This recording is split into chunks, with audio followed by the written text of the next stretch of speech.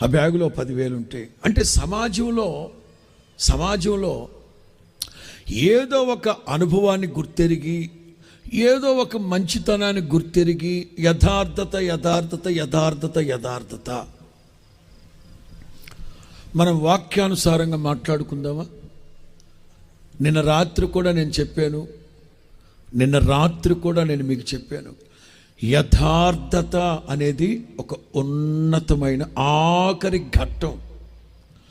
యథార్థవంతులను బలపరచు నిమిత్తం నా దేవుని కనుదృష్టి లోకమందంతటా యథార్థత అనేది పీక్ లెవెల్.